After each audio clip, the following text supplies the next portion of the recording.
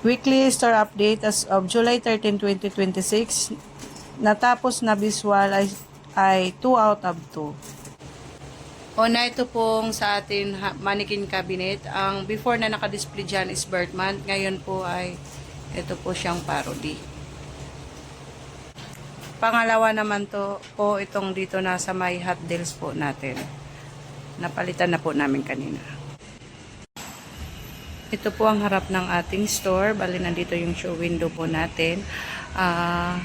Halos slow moving po yung display natin dyan. Except po yung white mug na may binta na tayong 157. Yung knit cap na may binta na tayong 24. The rest po ay slow moving po. Ito naman yung bagong promo natin. Yung dry fit po na nakabundle na po. Average lang po yung sales niya po. Dito naman sa kabilang side, nandito yung payload natin. Naging slow moving po siya since naubusan po tayo ng mag-stock. Konti lang po, palang pa ang nabinta natin this month. Yung towel naman, slow moving po. Pero kadi-display lang po namin yan 2 days ago. Yung sa full bleed naman po natin, may mga inquiry naman. Hoping magkaroon tayo ng stock ng batik. Kasi maraming gusto agad na kukuha. Dito naman sa ating dry fit collar po, fast moving naman po siya. Nakabenta tayo ng 100 plus na po this month. Same din dito sa polo shirt. Fast moving naman po siya. Naka 100 plus na rin po tayo. Yung sa parka naman, average lang po. Nakabenta pa lang tayo ng 11 this month. Dito naman po sa sublimation po, may mga inquiry naman tayo, maraming nag-i-inquire, interested po. Bali, may waiting kami na order, hoping makapag-payment na this week. Average po ang sales natin dito. Dito naman sa bestseller natin, average lang po ang sales natin sa mga CBC, and then sa Pico Collar, fast moving, Raglan, slow moving.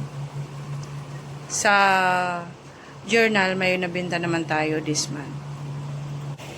Dito naman sa hot deals, ang mabinta po is yung family natin, customized, more on family reunion po. And then, malaking tulong din naman itong mga nakahanger na lahat ng color reference natin. Mas madali natin na si customer na showcase kay customer yung iba-ibang kulay ng shirt natin. Dito naman sa gift ideas natin, ang may sold pa lang dyan is yung knit cap, yung pillow. Yung pillow is average lang. Yung tumbler is slow moving.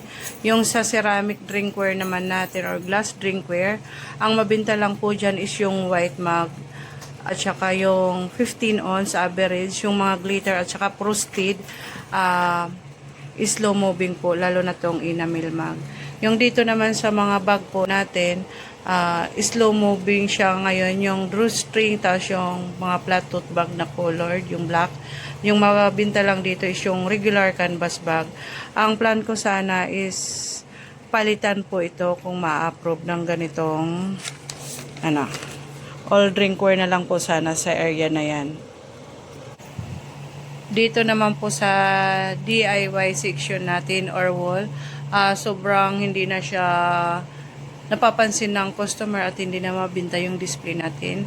Ang nabibinta lang namin dyan is yung bottle opener na may binta tayong 200. Ang plan ko sana is palitan na lang po siya ng towel section po nito.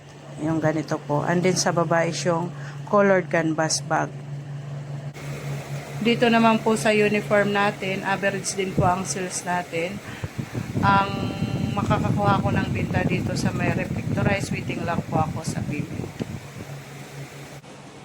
Dito naman sa giveaways or souvenir wall natin, sobrang slow moving pa po. Wala pa kaming nabibintang binta dito sa mga nakabundle. Ang may binta pa lang po natin is itong inflatable pillow po. At saka yung journal. Dito naman sa mannequin or hanging cabinet, wala pa po tayo nabibinta today since ngayon lang po siya na implement or execute. Dito naman sa embroidery section, fast moving naman yung embroidery natin. Malaking tulong din po na may mga sample tayo dyan ng mga logo. Mas na-appreciate ni customer yung gawa po natin. Dito naman po sa glass tower display po natin, hindi siya masyadong napapansin ni customer since nakatalikod at nasa sulok po siya. Mas maganda po sana kung nakikita agad siya ni customer yung placement nito. And then doon po sa may baba is hindi na siya napapansin. Mas maganda sana kung papalitan natin siya ng mga iba-iba natin pang item or product. Kasi medyo nagsasawa na yung customer natin sa nakadisplay natin dyan sa baba.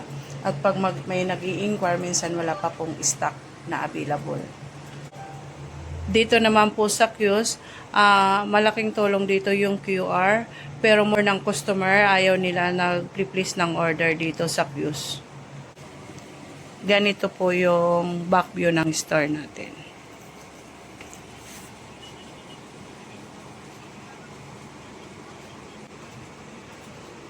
Pagpasok naman, ganito yung makikita ko. Malinis at organized naman po ang store natin. Sa customer visit naman, 21 out of 11 ang napuntahan, 10 yung natawagan. Posible naman po bumili halos lahat ng ito. Yung iba naman po is na convert na natin into sales, nagpagawa na sila. Yan po, may mga markings naman. And then, ito po. Sa giveaway naman natin, ito po yung monitoring natin. Updated naman po. Araw-araw naman tayo nakapagbigay ng ballpen po. Same din po sa planner. Ito po. Ito po yung remaining stock po natin. Sa cup, mayroon po tayong 5. Planner may 4, pin stand po ay 1. Yung mga multifunction tool po natin ay may 8. Yan. Sa ballpen naman ay mayroon pa tayong 81. Bale, ito po yung aming first stock room dito sa baba, CVC round neck and yung mga bomber jacket po namin. Bali, maayos naman po naka-arrange lahat and with label naman po para hindi po malito yung mga kukuha. Ito naman po yung aming second stock room. Bali, sa first rack po namin, dito po nakalagay yung premium dry fit na round neck. Dito naman po sa second rack namin is yung mga dry fit collar. And dito naman po sa aming third rack is yung mga PQ collar men's. Bali, maayos naman pong naka-arrange lahat and with label naman po. Sa bargain display or highlighted display, ang mabenta yung itong PQ collar na may 3,4,500, naka 111 na po tayo. Dry fit collar na may sold na 139. And yung knit cap na may binta na 24. Dito naman sa corkboard natin, ang madalas tingnan ay store promo, which is itong CBC round neck na may 2 for 250. And then may sold tayo na 89 for 2 days. Updated ito, start nung July 1 hanggang 15. Sa IR naman, 19241. According po kay Sir Ronald, no need na daw kaming padalhan since ipupull out na namin yung mga dark paper at saka light paper. Dito naman sa ibang IR, 18243 hanggang 246 yung mga ER lang po natin. Which is itong kay Ma'am Solar, nakahold lang yung items. Pinapinalis yung design. Kay Black Pass, may balance na lang itong 7,000.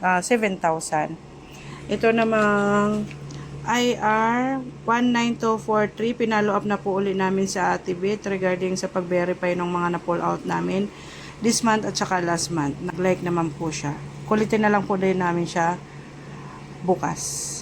Ito naman IR 17420, request uniform ni Arlene. Naka-dispatch na po pero nag-deliver na 2 beses na hindi pa dumadating sa amin. Sa quiz naman, lahat pa kami may 40. Ako may 6, si Myla may 9, Arlene 13, Jan 8, si Jason 10. Bali, ko nito sila na matapos na nila lahat ng quiz na to.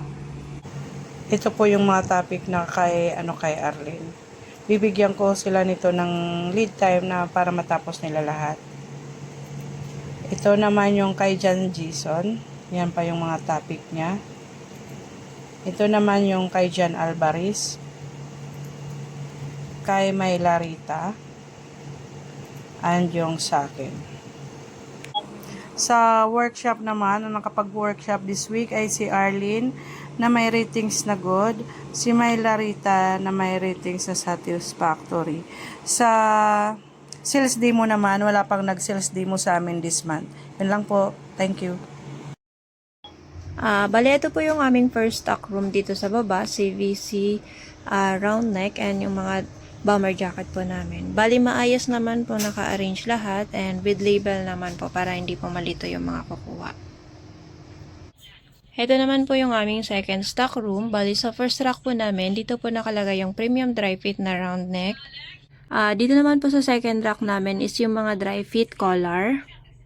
And dito naman po sa aming third rack is yung mga PQ collar men's.